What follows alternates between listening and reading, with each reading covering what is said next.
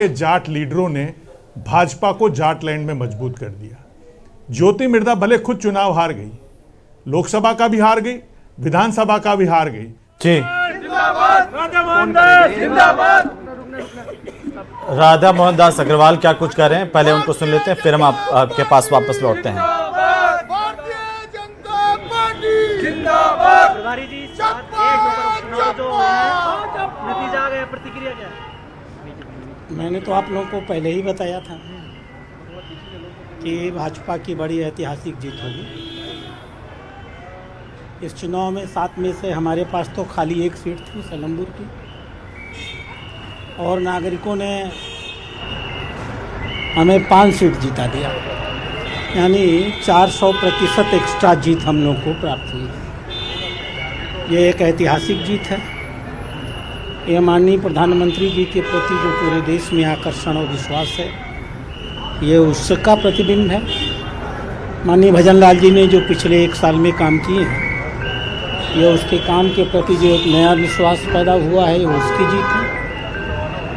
और मदन लाल जी ने एक प्रदेश अध्यक्ष के रूप में जिस प्रकार से चीज़ों को संगठित किया है, कार्यकर्ताओं को लगाया है, ये उसकी जीत है। वास्तव में जीते तो हम 7 सीट हैं, क्योंकि दौसा पिछली बार हम 51,000 वोट से हारे थे।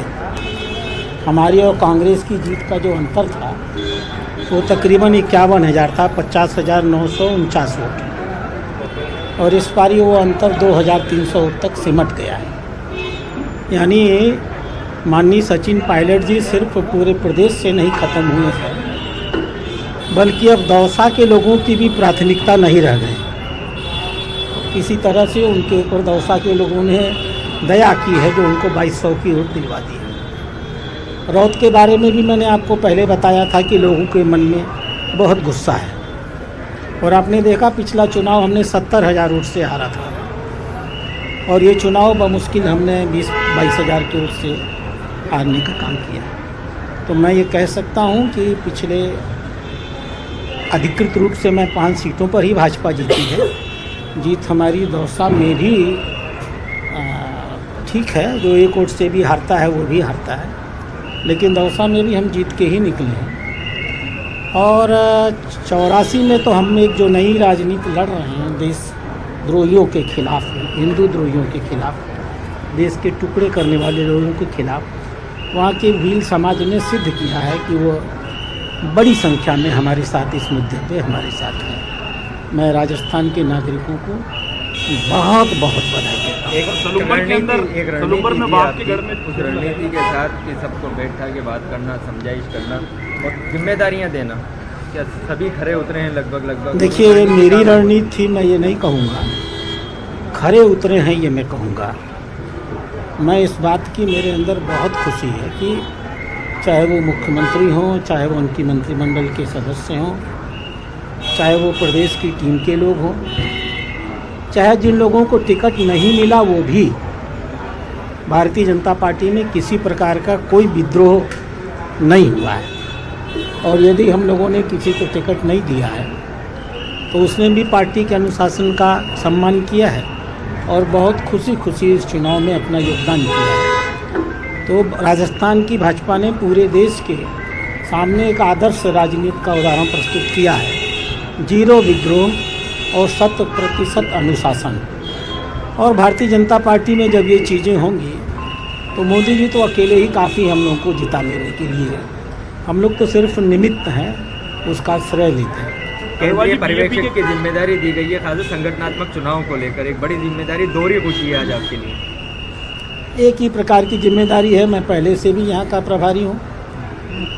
हम लोग संगठन का ही काम कर रहे हैं, और चूंकि संगठन का चुनाव आ गया है, इस नाते पार्टी नेतृत्व ने ये विश्वास दिलाया है कि इस संगठन के चुनाव को मैं सकुशल लोकतांत्रिक पद्धति से, क्योंकि हम गर्व करते हैं भारतीय जनता पार्टी इस भारत की नहीं दुनिया की अकेली लोकतांत्रिक पार्टी है। सर, बीजेपी का गढ़ है सलूबर, वहाँ पे काफ़ी वोट बीजेपी ने लिए, तो काफ़ी कड़ी टक्कर रही वहाँ पे, लेकिन देखिए, मैं तो नहीं देख रहा हूँ कि काफ़ी वोट लिए उन्होंने।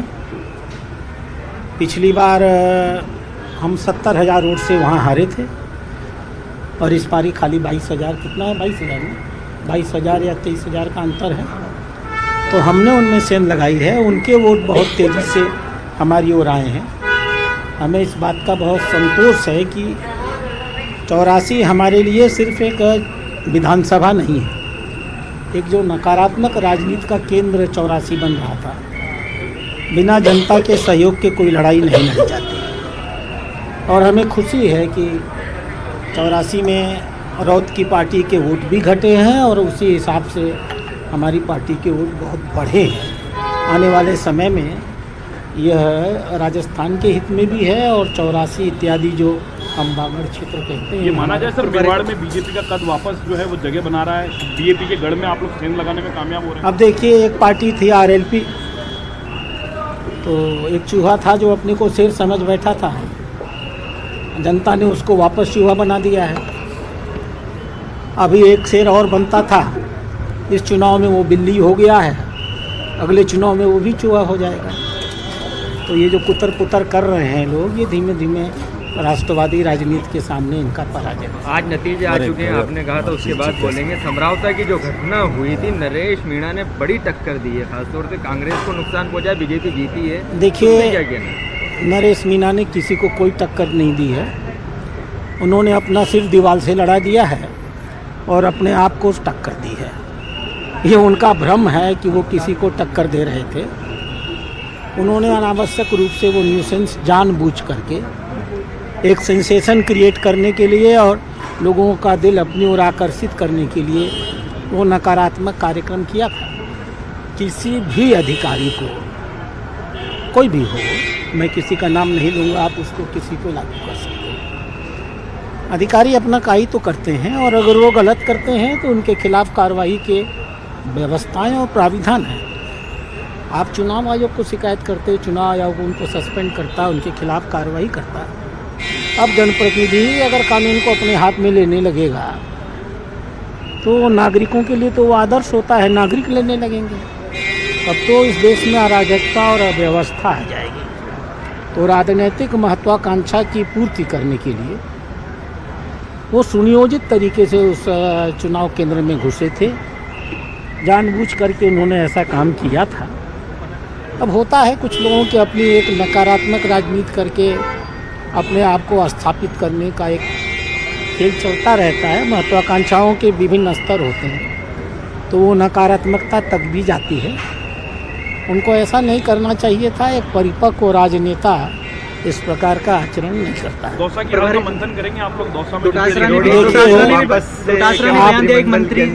आपने अच्छा किया, दौसा की बात छेड़ दिया। दौसा पिछले चुनाव में हम 50,949 वोट से हारे थे। 50,949 वोट, और इस पारी सिर्फ 2300 वोट से हारे हैं। तो हम दौसा हारे नहीं हैं, दौसा जीते हैं। माननीय सचिन पायलट जी को अपनी ताकत पर अब पुनर्विचार करना चाहिए। दौसा की जनता ने उनको यह बता दिया है कि वो उनके ऊपर विश्वास नहीं करती। राजस्थान में तो कहीं कुछ है भी नहीं, कांग्रेस कह रही है कि लेकिन दौसा में भी कुछ नहीं बचा उनका। किरोड़ी जी को ताकत लौटाएंगे। सचिन पायलट की तो ताकत गई, लेकिन किरोड़ी जी ने मंत्रिमंडल से इस्तीफा दे रहे। किरोड़ी जी हमेशा ताकतवर रहे हैं। जनता की लड़ाई करने वाले लोग हैं, जनता के बीच में जीने वाले लोग, उनको हम ताकत नहीं देते, जनता उनको ताकत किरोड़ी जी ने देती यही है। एक्सपोज किया है कि मुझे तो अपनों ने मारा है, गैरों में सदा हम अपनों ने मारा है। बड़े दिल के हैं वो विरोधियों को भी वो अपना मान के चलते हैं। ये उनका बड़प्पन है।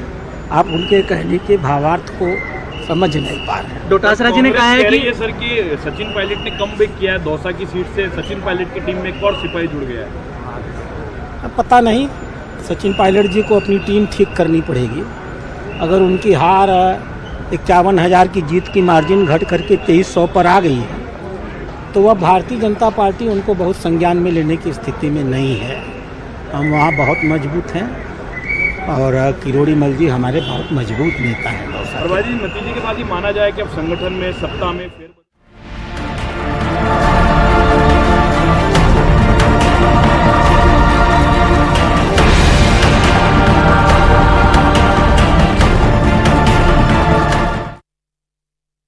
उद्योग। तो लगातार कवरेज जारी है। झारखंड और महाराष्ट्र में स्थिति करीब करीब साफ हो चुकी है कि किसकी सरकार बनने जा रही है, लेकिन उपचुनाव जो राजस्थान में हुए उन 7 सीटों में से एक सीट पर अभी भी असमंजस की स्थिति बनी हुई है। और यही विक्ट्री साइन, ये देखिए, ये प्रेस कॉन्फ्रेंस जबकि चेहरा खिला हुआ है, चूंकि एक बहुत बड़ी सियासी अग्नि परीक्षा भी थी मदन राठौर की।